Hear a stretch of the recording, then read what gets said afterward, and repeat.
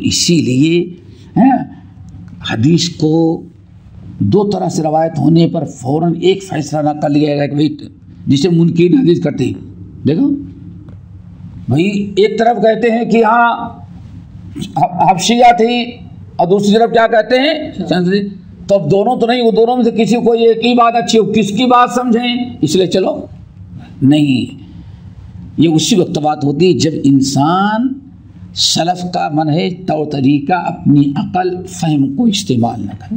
ہم نے شاید کبھی بتایا تھا، ایک بہت بڑے عالم گزرے ہیں قاضی سلیمان صاحب سلمان منصوری، نام یاد ہے نا، رحمت للعالمین والے مہر نبوت، بچوں کے لیے چھوٹی سی کتاب لکھی ہے، بہت عالی شان، کیا ہے، بچوں کے لیے اسکول میں بچوں پڑھانے کے لیے مہر نبوت، یہ بھی سیرت پر ہے، اور بڑی والی سیرت کیا ہے، اور الجمال والکمال لکھی ہے، سورہ یوسف کی تفسیر، اسماء الحسنہ جو ان کی شرح بھی لکھی ہے، ماشاءاللہ بہت سے علم تھے۔ تو یہ تقسیم سے پہلے، بہت کافی پہلے کی بات ہے، مئو ناتھ بھنجن کا نام سنا ہوگا، یہ اعظم گڑھ کا ایک بڑا صنعتی شہر اور علمی شہر ہے، جہاں ہم سب لوگوں نے پڑھا ہے، اور ہندوستان کے بڑے مدارس میں کم سے کم 3 بڑے مدارس آج وہاں موجود ہیں، 3-4۔ تو وہاں آل انڈیا اہل حدیث کانفرنس تھی مولانا مرسلی وغیرہ کے زمانے میں، تو یہ بھی شامل ہوئی تھے۔ تو بنارس مئو ناتھ بھنجن سے کانفرنس ختم کر کے جب لوٹ رہے تھے تو ان کو جانا تھا بنارس، سوچی کہ بنارس ان کو جائیں، چونکہ بنارس تاریخی شہر تھا اور بہت بڑی جماعت تھی، تو وہاں ہو کر کے جائیں۔ مئو ٹرین پر جب بیٹھے، اعظم گڑھ ریلوے اسٹیشن پر ٹرین پر جب بیٹھے تو پتہ چلا کہ وہ تو مئو سے بیٹھے تھے، پتہ چلا کہ اسی ڈبے میں مولانا حمید الدین فراہی آ گئے، اور یہ شبلی نعمانی کے استاد تھے۔ حدیث کے انکار کا جو دروازہ کھولا ہے وہ یہی، حدیث قرآن سمجھنے کے لیے حدیث کی ضرورت نہیں، قرآن سمجھنے کے لیے صرف عربی زبان کا ہونا ضروری ہے۔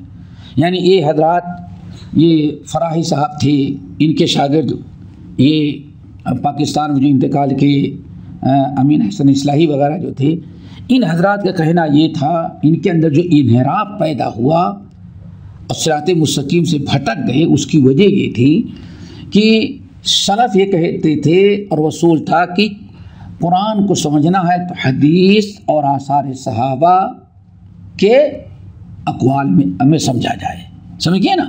کیوں؟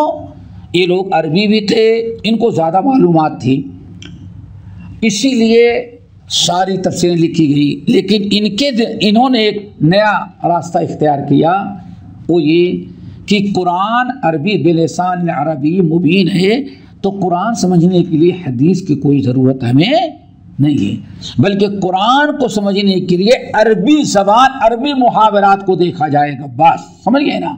یہیں سے انحراف اور تفسیر میں خطائیں اور کھلی ہوئی تحریف شروع ہو گئی۔ تو حدیث کو نہیں مانتے تھے، کہ حدیث کیا ضرورت ہے، قرآن میں سب کچھ ہے۔ تو مولانا قاضی سلیمان صاحب سلمان منصور پوری کے سامنے آ کے بیٹھے، ایک سے ایک ہوا، تو انہوں نے یہ چھیڑ دیا کہ بھئی حدیث پر کیا بھروسہ کریں، حدیثوں کے اندر اتنا ٹکراؤ، اتنا تعارض ہوتا ہے۔ اب استاد فرق ہوتا ہے، ان کے استاد کچھ انگریز ہیں، کچھ ہیں، کچھ ادھر عربی زبان کے، اور قاضی سلیمان صاحب ٹاپ کے عالم، عربی زبان کے بھی ماہر، عربی ادب بھی جانتے تھے، تاریخ بھی جانتے تھے، اور بڑے بڑے اہل علم سے ذانوی تلمذ حاصل تھا، شاگرد تھے۔ انہوں نے کہا کہ فراہی صاحب، آپ ذرا کس حدیث میں آپ ٹکراؤ دیکھتے ذرا بتائیں گے؟ بتائیں گے؟ فراہی صاحب نے 2 حدیثیں پیش کیا، دیکھو دونوں میں ٹکراؤ، جیسے یہ دونوں میں ٹکراؤ ہے۔ علامہ قاضی سلیمان صاحب سلمان منصور پوری نے اس کو سلف کے اقوال کے روشنی میں دونوں حدیثوں کی تشریح کر دی۔ آپ بتائیے آپ کو ٹکراؤ نظر حدیث میں ٹکراؤ ہے؟ کہتے نہیں تو کوئی ٹکراؤ نہیں. کہا کہ دیکھیں حدیث میں نہیں آپ کے فہم میں ٹکراؤ ہے, آپ کے دماغ میں بھرا ہوا ہے یہ چیز, ورنہ حدیث میں ٹکراؤ نہیں ہے, تعارف نہیں ہے, سب کا جواب موجود ہے. اور کوئی 2 حدیثیں اور پیش کی, پھر وہی ناکامی. آخر بھی کہتے گرمی سردی کا موسم تھا, یوپی کی سردی کڑاکے کی, پیشانی سے پسینے بہنے لگے, لاجواب ہو گئے. قاضی صاحب نے کہا دیکھیں آئندہ سے آپ اس حرکت کو ایسی حرکت نہ کریں, حدیثی میں ٹکراؤ نہیں ہے, قرآن میں ٹکراؤ آپ کے فہم ہیں, آپ اپنے فہم کا علاج کروائیں نہ کہ حدیثوں کا انکار کریں. تو اس لیے بظاہر دیکھا جائے تو کوئی ٹکراؤ نہیں ہوتا. سلف کے دامن کو پکڑنا, صحابہ کے طور طریقے کو اپنانا بے انتہا ضروری ہے. ہمارے چینل کو سبسکرائب کیجیے اور بیل آئیکن کو دبانا نہ بھولیں تاکہ آپ کو نئی ویڈیو برابر ملتے رہیں.